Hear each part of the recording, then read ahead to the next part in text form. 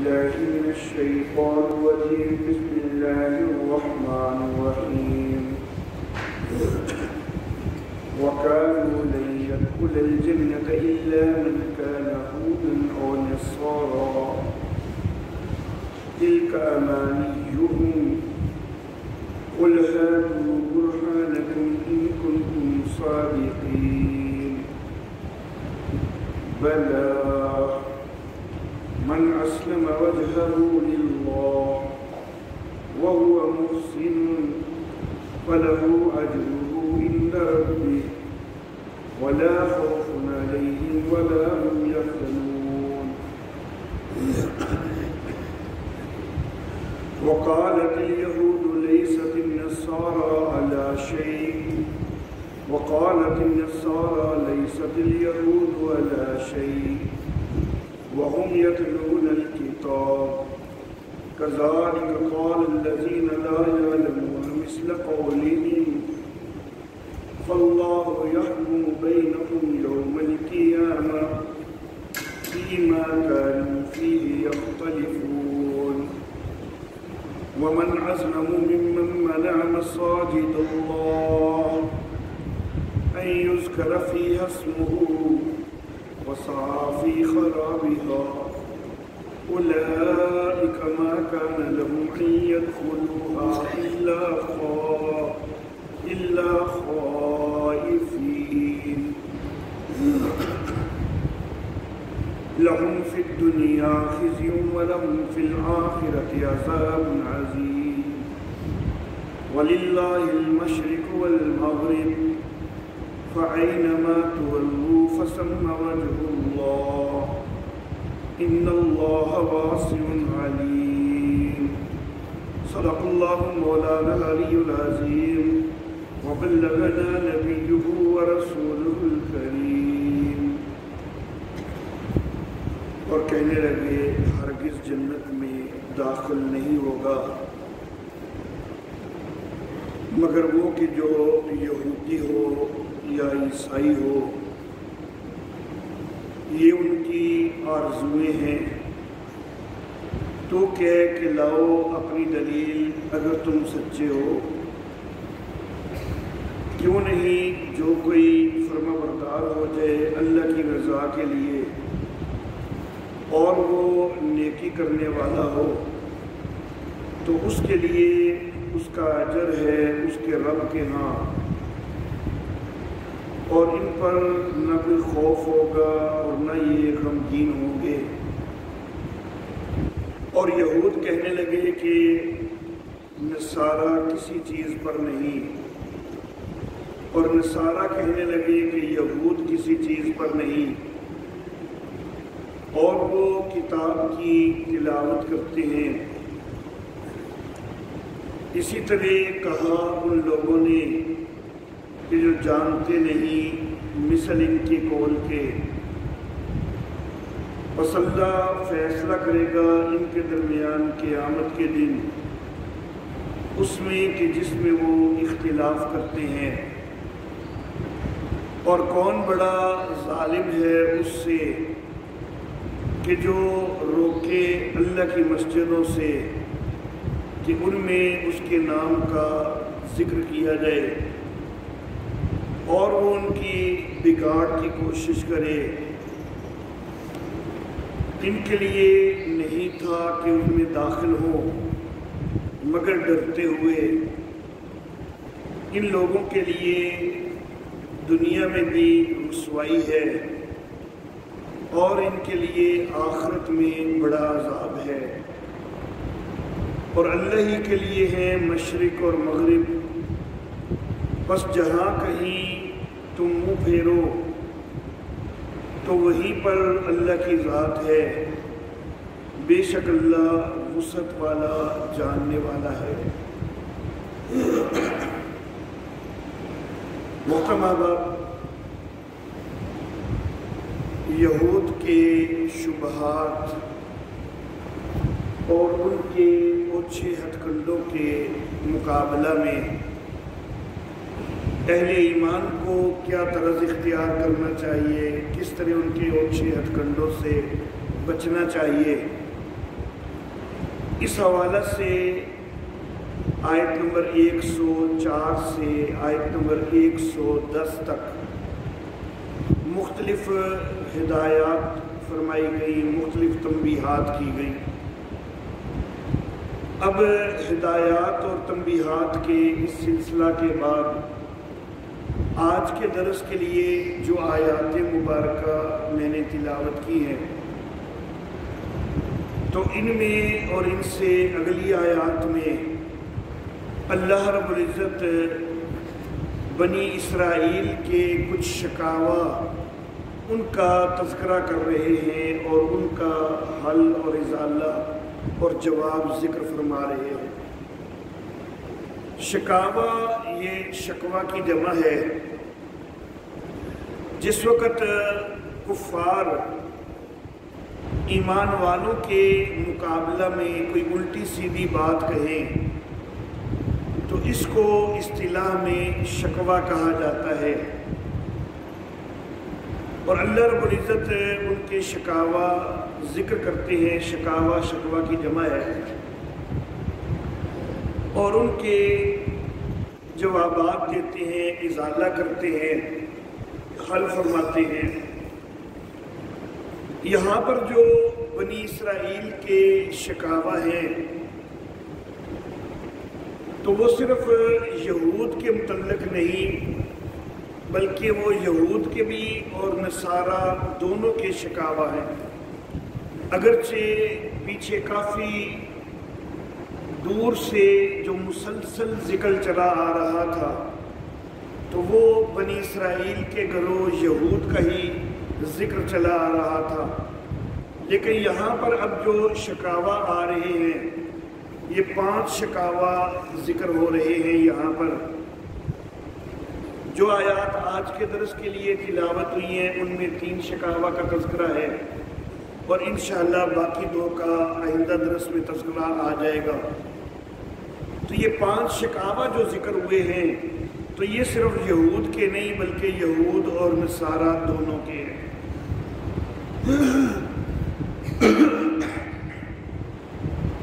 اللہ فرماتے ہیں وَقَالُوا لَن يَدْخُلَ الْجَنَّةَ إِلَّا مَنْ كَانَ هُودًا أَوْ نَصَارَىٰ، اور کہنے لگے کہ ہرگز جنت میں داخل نہیں ہوگا مگر وہ کہ جو یہودی ہو یا وہ عیسائی ہو۔ یہود یہ دعویٰ کرتے ہیں کہ صرف یہودی جنت میں داخل ہوں گے، کوئی اور جنت میں داخل نہیں ہوگا۔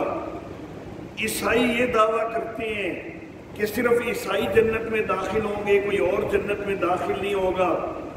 اللہ رب العزت ان کی اس بات کا تذکرہ فرما کے آگے اللہ جواب میں فرماتے ہیں کہ تِلْكَ أَمَانِيُّهُمْ، یہ ان کی آرزویں ہیں۔ انہوں نے آرزویں بنا رکھی ہیں کہ ہم یہودی ہیں تو سیدھے جنتی ہیں، ہم عیسائی ہیں تو سیدھے جنتی ہیں۔ قُلْ هَاتُوا بُرْهَانَكُمْ إِن كُنتُمْ صَادِقِينَ، تو کہہ کہ اپنی کوئی دلیل لے آؤ اگر تم سچے ہو۔ تو اللہ رب العزت ان کو چیلنج کر رہے ہیں کہ تمہارے پاس کیا دلیل ہے کہ یہودی جنت میں جانے والے ہیں، یا تمہارے پاس کیا دلیل ہے کہ عیسائی جنت میں جانے والے ہیں؟ یہودیوں کے علاوہ جنت میں کوئی نہیں جائے گا یا عیسائیوں کے علاوہ جنت میں کوئی نہیں جائے گا، تو اس کے اوپر تمہارے پاس کیا دلیل ہے؟ میرے محترم احباب، یہاں پر اللہ رب العزت دلیل کا مطالبہ ایک چیلنج کے انداز میں کر رہے ہیں۔ یہود اور نصارہ اس کے مقابلہ میں تورات کی عبارتیں یا انجیل کی عبارتیں وہ پیش کر سکتے تھے کہ دیکھو تورات کے اندر یہود کے لیے جنتی ہونے کا تذکرہ ہے، انجیل کے اندر عیسائیوں کے لیے جنتی ہونے کا تذکرہ ہے، لیکن وہ آیات نہیں پیش کرتے۔ اگر وہ آیات پیش کرتے ہیں تو دلیل تو ان کی بن جاتی ہے، لیکن اللہ رب العزت کو معلوم ہے کہ وہ یہ آیات پیش کرنے کی جرت نہیں کریں گے اور دلیل ان سے کوئی نہیں بنے گی۔ کیوں؟ اس لیے کہ تورات چلو اتنا تو بتلاتی ہے کہ جو تورات کے اصل احکام کو ماننے والے ہوں وہ جنت کے مستحق ہوں گے، لیکن کیا تورات یہ بھی بتلاتی ہے کہ موسیٰ علیہ الصلاۃ و تسلیمات کے بعد دیگر انبیاء جو آنے والے ہیں ان کی تکذیب کرو گے تو پھر بھی تم جنتی ہوگے؟ نبی آخر الزمان جس کی بشارتیں خود تورات کے اندر موجود ہیں، تم اس کو بھی جھٹلاؤ گے تو پھر بھی جنت میں جاؤ گے؟ ظاہر ہے کہ تورات یہ گارنٹی تو کوئی نہیں دیتی۔ تو تورات صرف اتنا تو کہتی تھی کہ جو صحیح تورات کے نظریات کو مانے تو وہ جنت کا مستحق ہوگا، لیکن ان کو معلوم تھا کہ ہم نے تورات کے نظریات کو پوری طرح مانا ہی کوئی نہیں۔ تورات میں تو رحمت کائنات صلی اللہ علیہ وسلم کی بشارتیں بھی موجود ہیں اور ہم انکار کر رہے ہیں، تو پھر یہ تورات کو بطور دلیل پیش کوئی نہیں کر سکتے تھے۔ اسی طرح عیسائی وہ تورات سے انجیل سے کوئی سرٹیفکیٹ نہیں حاصل کر چکے کہ جو عیسائی ہوگا تو وہ جنتی ہوگا، بلکہ جو انجیل کی اصل تعلیمات کے اوپر عمل پیرا ہو، انجیل صرف اس کے لیے جنت کی بشارت دیتی ہے۔ لیکن جو بعد میں رحمت کائنات صلی اللہ علیہ وسلم کی نبوت کا انکار کر رہا ہے اور خود انجیل کے اندر میرے آقا صلی اللہ علیہ وسلم کے متعلق بشارتیں تک بھی موجود ہیں، اس کے باوجود وہ ان کو نہیں مان رہا، تو پھر وہ یہ کیسے دعویٰ کر سکتا ہے کہ انجیل ہمارے جنتی ہونے کی گارنٹی دیتی ہے؟ تو یہ اللہ رب العزت نے چیلنج کیا کہ تمہارے پاس کوئی دلیل ہے کہ تم یہودی کہلانے کے بعد انبیاء کی تکذیب بھی کرتے رہو، نبی آخر الزمان کا انکار بھی کرتے رہو، تو پھر بھی تم جنت میں جاؤ گے؟ تمہارے پاس کوئی دلیل ہے کہ تم عیسائی ہونے کے ساتھ نبی آخر الزمان کا انکار بھی کرتے رہو پھر بھی جنت میں جاؤ گے؟ ایسی کوئی دلیل تمہارے پاس موجود نہیں ہے۔ بلا من اسلم وجہہ للہ وہو محسن فلہ اجرہ عند ربہ، ہاں کیوں نہیں، جو کوئی اپنے آپ کو اللہ کا فرما بردار کر دے، جو فرما بردار ہو جائے اللہ کی رضا کے لیے، وہو محسن، اور وہ نیکی کرنے والا ہو، فلہ اجرہ عند ربہ، تو اس کے لیے اس کا اجر ہے اس کے رب کے ہاں۔ تو اللہ رب العزت یہاں پر یہ واضح فرما رہے ہیں کہ تم نے یہ کہا کہ یہودی ہے تو جنت میں جائے گا، عیسائی ہے تو جنت میں جائے گا، لیکن خیال کرو یہودیت کوئی معیار نہیں کہ یہودی ہونے سے تم جنت میں چلے جاؤ گے، عیسائیت کوئی معیار نہیں کہ تم عیسائی ہونے سے جنت میں چلے جاؤ گے، یہودی ہونے سے تمہیں کوئی سرٹیفکیٹ نہیں مل گیا جنت کا، عیسائی ہونے سے تمہیں کوئی سرٹیفکیٹ نہیں مل گیا جنت کا، بلکہ جنت میں کس نے جانا ہے؟ من اسلم وجہہ للہ، جو اپنی ذات کو اللہ کے لیے جو ہے وہ فرما بردار کر دے، جو اپنے آپ کو اللہ کا فرما بردار کر دے، اللہ کے حکموں پر عمل پیرا ہو جائے، اس نے جنت میں جانا ہے۔ وہ محسن، اور جو نیکی کرنے والا ہے اس نے جنت میں جانا ہے۔ جس وقت تورات کی اصل تعلیمات موجود تھی اور اس وقت تورات کے اوپر صحیح طور پر جو عمل کرنے والے تھے، انہوں نے اللہ رب العزت کے لیے اپنے آپ کو فرما بردار کیا تھا، تو وہ واقعی جنت کے مستحق تھے۔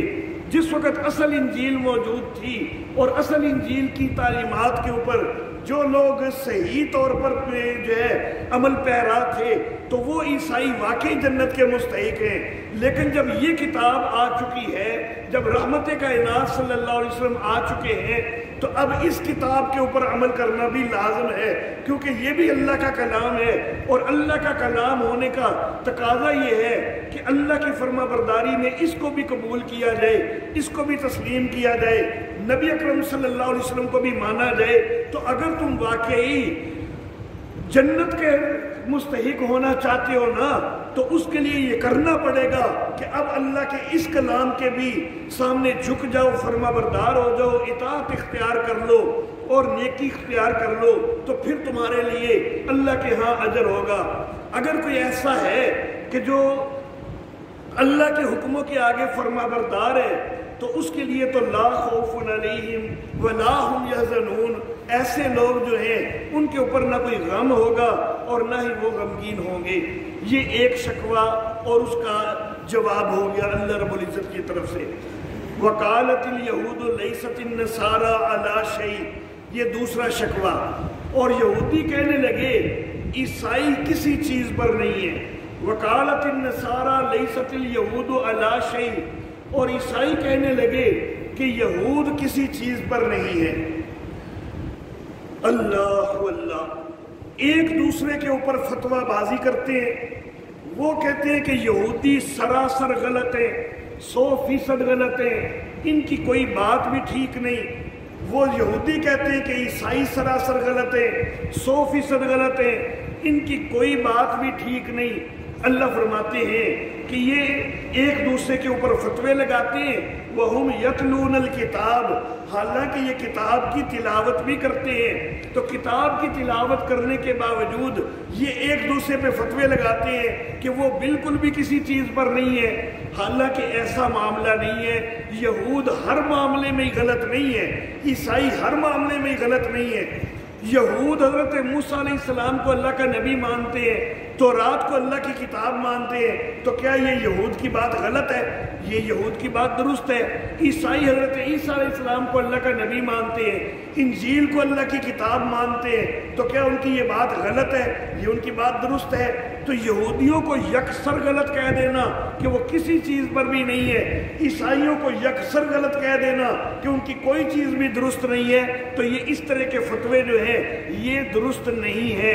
تم کتاب کی تلاوت بھی کرتے ہو اور پھر ساتھ یہ فتوے لگاتے ہو، حالانکہ تم اپنی کتاب کی تلاوت کرو تو تمہاری کتاب سے ہی تمہیں معلوم ہو جائے گا کہ یہ فتوے درست نہیں ہیں۔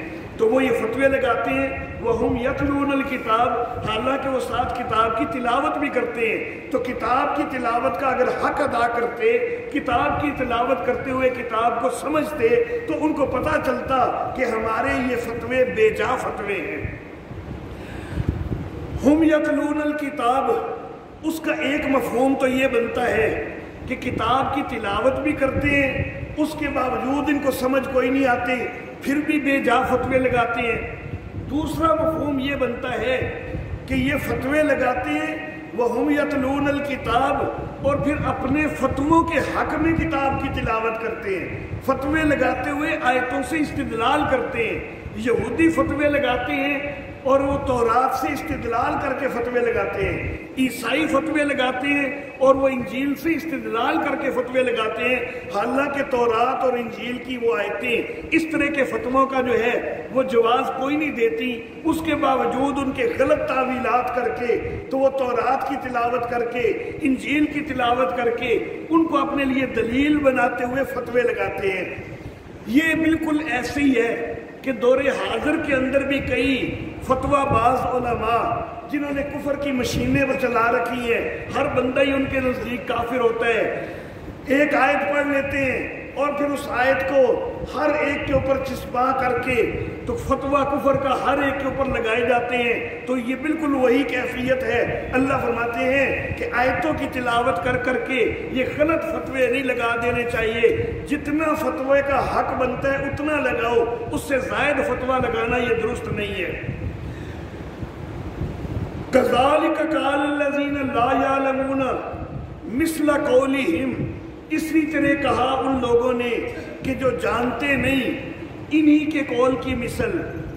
اللہ رب العزت یہاں پر یہود اور نصارہ کو جھنجھوڑتے ہیں ان کی بات کے جواب میں کہ یہ جو تم بات کر رہے ہو، اس طرح کی باتیں جاہل لوگ کیا کرتے تھے، تم سے پہلے کئی جاہل اقوام وہ اس طرح کی باتیں کرتی رہی ہیں، لیکن وہ تو چلو جاہل تھے نا، تو جاہل ہوتے ہوئے وہ اس طرح کی باتیں کرتے تھے، لیکن تم تو اپنے آپ کو عالم سمجھتے ہو، تم پڑھے لکھے اپنے آپ کو سمجھتے ہو، تو تم عالم ہوتے ہوئے، پڑھے لکھے ہوتے ہوئے تم بھی کیا اسی طرح کی باتیں کرو گے، تم بھی کیا اسی طرح کے فتوے لگاؤ گے؟ تو اس طرح کے جو ناجائز فتوے ہیں وہ نہیں لگانے چاہیے، خاص طور پر جو اہل علم ہو تو ان کو تو زیادہ محتاط ہونا چاہیے۔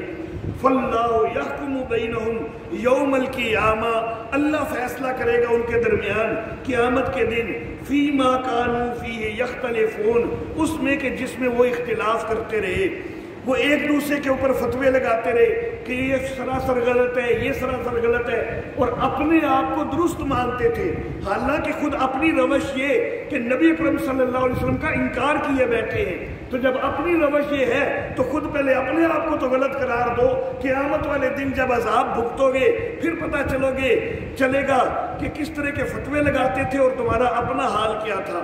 وَمَنْ أَظْلَمُ مِمَّنْ مَنَعَ مَسَاجِدَ اللَّهِ، یہ تیسرا شکوہ، اور کون بڑا ظالم ہے اس سے کہ جو اللہ کی مسجدوں سے روکے، أَن يُذْكَرَ فِيهَا اسْمُهُ، وہ اس چیز سے روکے کہ مسجدوں میں اللہ کا نام لیا جائے، اللہ کے نام کا ذکر کیا جائے، وَسَعَىٰ فِي خَرَابِهَا، اور وہ مسجدوں کو ویران کرنے کی کوششیں کرے، مسجدوں کے بگاڑ کی کوششیں کرے، اس سے بڑا ظالم کون ہے؟ یہودی بیت المقدس، اس کے اندر ہیکل سلیمانی، یہ ان کا بڑا معبد تھا۔ بخت نصر نے ان کا یہ معبد تباہ و برباد کر دیا، اس کے بعد انہوں نے اس کی جگہ ہیکل ثانی تعمیر کیا۔ عیسائی حکمران ٹائٹس، اس نے سن 70 عیسوی میں یروشلم کے اوپر حملہ کر کے ان کے ہیکل ثانی جو ہے اس کو بھی تباہ و برباد کر دیا اور ان کی عبادت سے ان کو روک دیا۔ تو گویا کہ عیسائیوں نے یہود کو عبادت سے روکا۔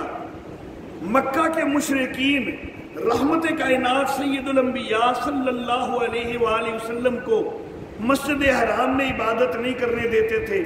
سیدنا عمر فاروق رضی اللہ تعالیٰ عنہ، انہوں نے جب ایمان قبول کیا تو اس کے بعد مسجد حرام کے اندر جو ہے وہ کھلے عام عبادت جو ہے وہ ہوئی، لیکن اس سے پہلے کفار جو ہے، مشرکین جو ہے وہ تنگ کرتے تھے اور مسجد حرام سے روکتے تھے۔ تو گویا کہ وہ بھی اس جرم کے اندر شریک ہیں کہ اللہ کی مسجدوں سے روکتے ہیں۔ رحمت کائنات صلی اللہ علیہ وسلم کو کئی دفعہ مختلف گھروں کے اندر چھپ کے نماز جو ہے وہ پڑھنی پڑی، چھپ کے اپنی عبادت کرنا پڑی۔ قرآن حکیم کے اندر آیت مبارکہ ہے کہ لا تجہر بہ صلاتک، لا تجہر بہ صوتک ولا تخافت بہا وابتغ بین ذلک سبیلا، کہ قرآن حکیم کی تلاوت آپ عبادت میں کرتے ہیں تو نہ اس میں اپنی آواز کو زیادہ بلند کیجئے کہ مشرکین سن کے آپ کو تنگ کرنے کے درپے ہو جائیں، اور نہ ہی اتنی پست کیجئے کہ جو ہے وہ آواز آپ کی بالکل جو ہے وہ ہلکی ہو جائے، بلکہ اس کے درمیان کی ایک راہ اختیار کر لیجئے۔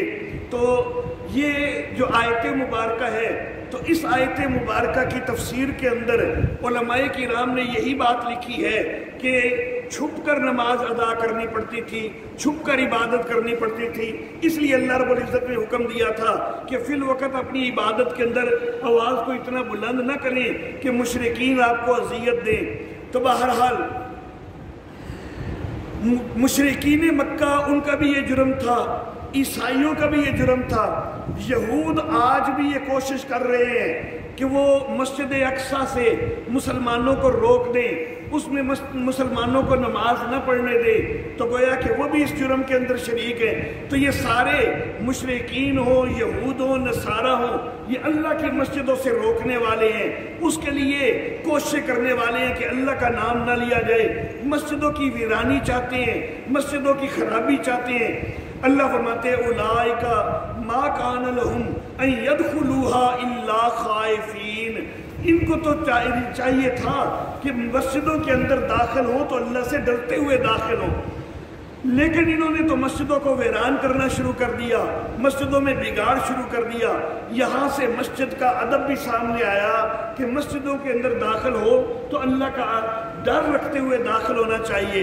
اللہ کا ڈر رکھتے ہوئے جب مسجد میں داخل ہو رہے ہیں تو پھر مسجد کے اندر فضول کی گپیں، فضول کی گپ بازی وغیرہ، اس سے اجتناب کرنا چاہیے۔ مساجد کے اندر شور و غوغا سے اجتناب کرنا چاہیے، مساجد کے اندر ایک دوسرے کی غیبت کرنے سے اجتناب کرنا چاہیے، مساجد کے اندر اگر کوئی غلطی بھی کر رہے ہیں نا تو اس کی غلطی کے اوپر اس کو اس انداز میں نہ ٹوکیں کہ سارے اس کی طرف متوجہ ہو جائیں، بلکہ الگ ہو کے اس کو آہستہ سے سمجھا دیں۔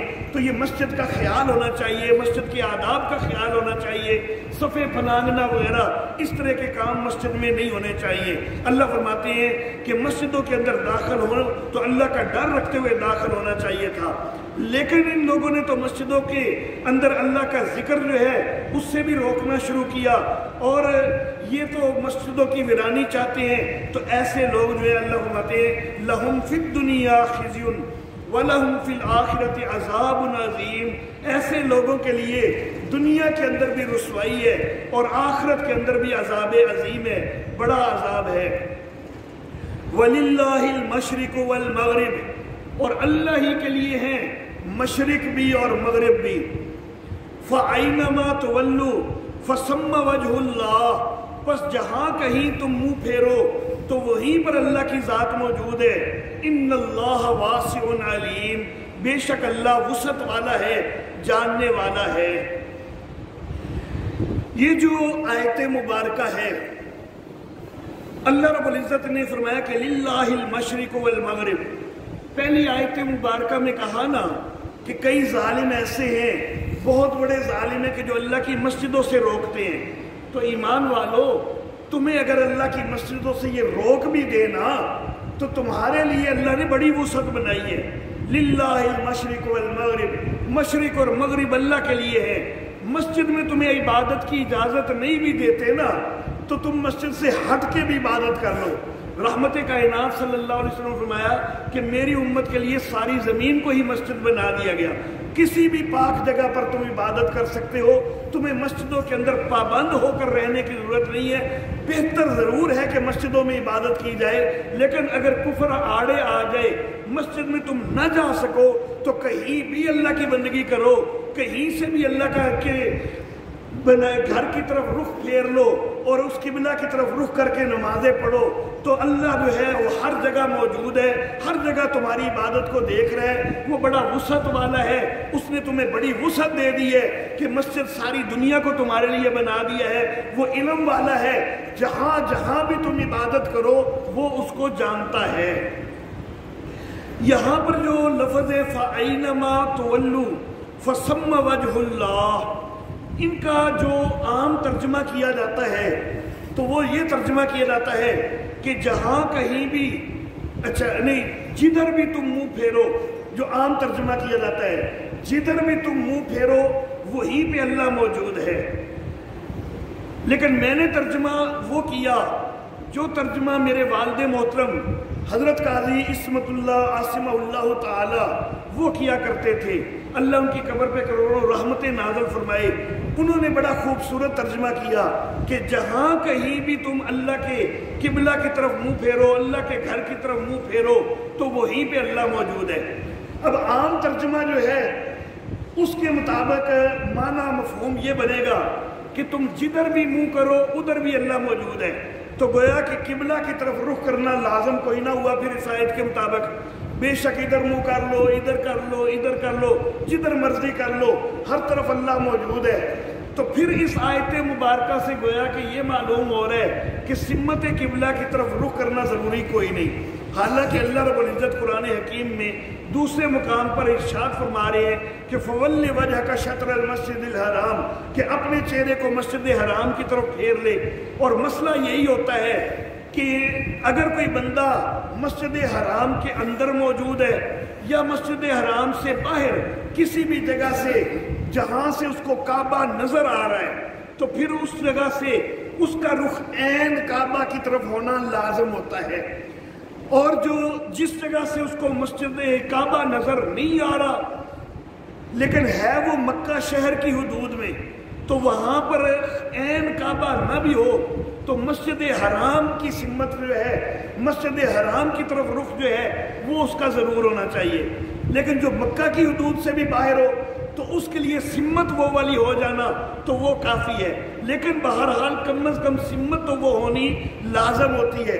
لیکن یہ آیت مبارکہ اس کا تو پھر مصداق یہ بن رہا نظر آ رہا ہے کہ جدھر مرضی منہ کر لو، قبلے کی سمت لازم کوئی نہیں ہے۔ تو اس عام معنی کے مطابق اگر لیا جائے تو پھر اس کی تعویلیں کرنی پڑتی ہیں۔ ایک تعویل کچھ لوگوں نے یہ کی، کچھ مفسرین نے یہ تعویل کی کہ یہ آیت منسوخ ہے۔ پہلے یہ حکم تھا کہ جدھر مرضی منہ کر لو، لیکن بعد میں مسجد حرام کی طرف رخ کرنے کا جب حکم آ گیا کہ فول وجہ کا شطر المسجد الحرام، تو پھر جو ہے قبلہ متعین ہو گیا اور مسجد کی طرف رخ کرنے کا، کعبہ کی طرف رخ کرنے کا حکم ہو گیا۔ لیکن میرے والد محترم حضرت قاضی عصمت اللہ عاصمہ اللہ تعالی وہ یہ فرمایا کرتے تھے کہ اس کو منسوخ ماننا یہ کسی طرح بھی درست نہیں۔ کیوں؟ اس لیے کہ منسوخ کس کو کہیں گے؟ منسوخ وہ ہوتا ہے کہ جس پر پہلے عمل ہو اور پھر عمل روک دیا جائے۔ لیکن نبی اکرم صلی اللہ علیہ وآلہ وسلم جس وقت نبی بنائے گئے ہیں تو اسی وقت ان کے لیے قبلہ بھی متعین ہو چکا تھا۔ ایک لمحہ بھی ایسا نہیں رہا کہ جب قبلہ متعین نہیں ہوا۔ مکی دور کے اندر قبلہ کون سا تھا؟ اس کے اندر علماء کا تھوڑا اختلاف ہے۔ بعض کہتے ہیں کہ مکی دور کے اندر قبلہ بیت اللہ تھا، بعض کہتے ہیں کہ مکی دور کے اندر قبلہ بیت المقدس تھا۔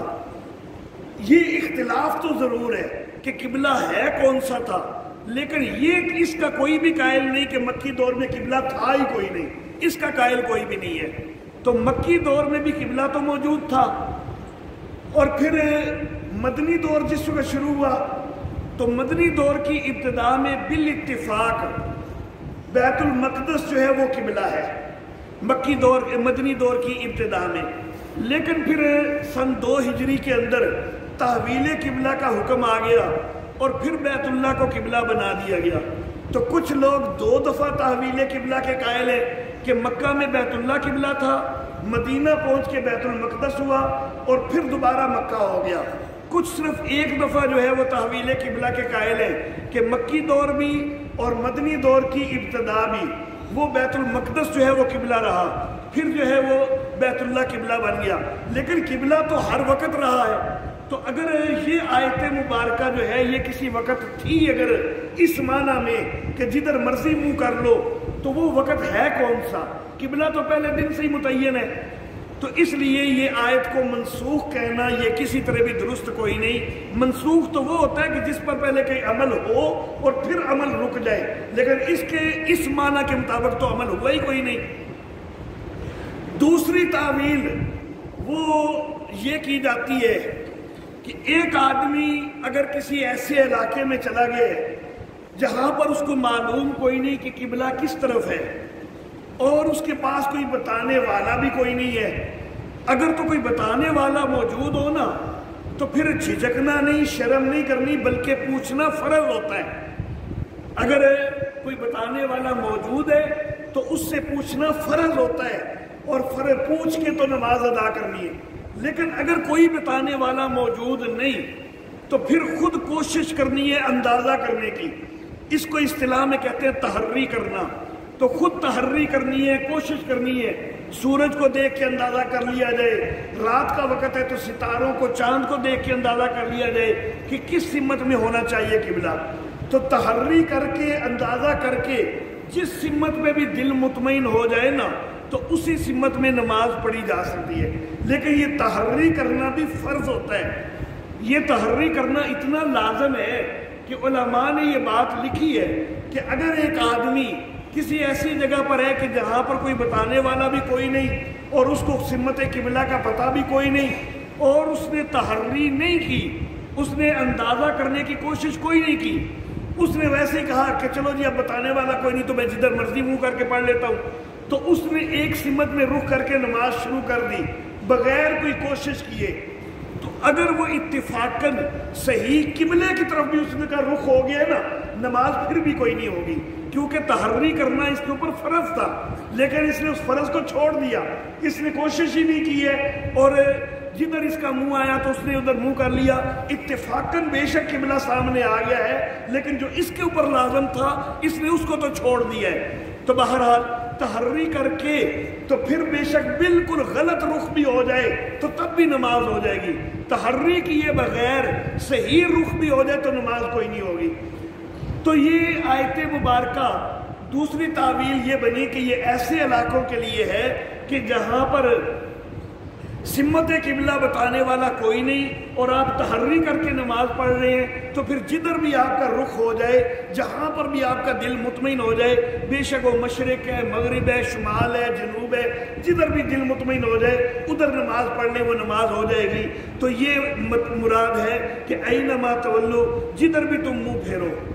ایک تیسری تعویل وہ یہ کہ ایک ہے فرض نماز اور ایک ہے نفل نماز۔ سواری کے اوپر اگر بندہ موجود ہے نا، فرضوں میں پھر بھی اس کے اوپر لازم ہوتا ہے کہ وہ اہتمام کرے قبلہ کی سمت کا، سواری سے اتر کے نماز پڑھے، یا اگر سواری اس کے اختیار میں نہیں ہے، سواری مسلسل چل رہی ہے، مثال کے طور پر وہ ٹرین میں سفر کر رہا ہے تو وہ اتر نہیں سکتا ہے، اور آگے کوئی اسٹیشن وغیرہ قریب نہیں ہے کہ جہاں پر وہ پہنچ کے اتر کے نماز پڑھے گا وقت کے اندر، تو وہاں پر بھی کم از کم جس وقت نماز شروع کرے تو قبلہ کی طرف رخ ہونا لازم ہوتا ہے۔ آگے ٹرین کا رخ کہیں مڑ جائے تو وہ ایک الگ بات ہے، لیکن نفل نماز جو ہے نا، اس کے اندر اگر سواری کے اوپر کوئی نفل ادا کر رہا ہے تو اس کے اندر اتنا اہتمام لازم کوئی نہیں، بلکہ سواری جدھر بھی جا رہی ہے اسی سمت میں رخ کر کے نفل نماز اگر ادا کر لے تو وہ نماز ادا ہو جاتی ہے۔ تو بعض نے کہا کہ اس آیت کا مصداق جو ہے وہ یہ مقام بنے گا کہ یہ سواری کے اوپر نماز کے متعلق ہے کہ سواری کے اوپر نماز پڑھتے ہوئے، نفل نماز پڑھتے ہوئے جدھر مرضی رخ کر کے نماز پڑھ لو۔ حضرت جابر بن عبداللہ رضی اللہ تعالی عنہ نبی اکرم صلی اللہ علیہ وآلہ وسلم کے قریب اپنی سواری کی اور سلام کیا۔ نبی اکرم صلی اللہ علیہ وسلم نے سلام کا جواب کوئی نہیں دیا، رخ بھی قبلے کی طرف کوئی نہیں تھا، سلام کا جواب بھی کوئی نہیں دیا۔ حضرت جابر پریشان ہو گئے کہ کہیں میرے آقا صلی اللہ علیہ وسلم مجھ سے کہیں پریشان ہے، ناراض تو نہیں ہے، وہ پریشان ہو گئے۔ لیکن تھوڑی دیر بعد نبی اکرم صلی اللہ علیہ وسلم نوافل سے فارغ ہوئے اور بتایا کہ میں نفل ادا کر رہا تھا، اس لیے میں نے تمہیں سلام کا جواب جو ہے وہ نہیں دیا، تمہیں پریشان ہونے کی ضرورت کوئی نہیں، میں تم سے ناراض نہیں ہوں۔ تو بہرحال سواری کے اوپر نفل نماز جو ہے اس میں رخ ادھر ادھر کیا جا سکتا ہے۔ تو بہرحال اگر ترجمہ یہ کریں کہ جدھر بھی تم رخ کرو تو وہیں اللہ موجود ہے، تو پھر یہ تین تعویلیں ان میں سے کوئی نہ کوئی تعویل کی جاتی ہے، جن میں سے پہلی تعویل تو بہرحال کرنی درست ہو ہی نہیں سکتی، بعد والی دو تعویلیں درست ہو سکتی ہیں۔ لیکن میرے والد محترم حضرت قاضی عصمت اللہ عاصمہ اللہ تعالی، انہوں نے جو ترجمہ کیا نا، تو اس میں پھر آگے تعویل کرنے کی ضرورت ہی کوئی نہیں پیش آتی۔ ترجمہ وہ بھی لفظوں کے مطابق ہے، لفظ اس ترجمے کی بھی گنجائش دیتے ہیں، اس ترجمے کی بھی گنجائش دیتے ہیں۔ تو اس لیے والد صاحب نے یہ ترجمہ کیا کہ جہاں کہیں بھی تم رخ پھیرو وہیں اللہ موجود ہے، کہ تم مسجد میں ہو اور مسجد میں تم قبلے کی طرف رخ پھیر رہے ہو، وہاں پر بھی اللہ موجود ہے، اللہ تمہیں دیکھ رہا ہے۔ تم مسجد سے باہر کہیں جنگل میں ہو، کہیں بیابان میں ہو، وہاں سے بھی تم قبلے کی طرف رخ پھیر رہے ہو تو وہاں پر بھی اللہ موجود ہے، اللہ دیکھ رہا ہے، اور اللہ وسعت والا ہے، علم والا ہے، اس نے وسعت دے دی ہے کہ جہاں مرضی تم عبادت کرو اور وہ ہر جگہ پر تمہاری عبادت کو جانتا ہے۔ وآخر دعوانا الحمدللہ رب العالمین۔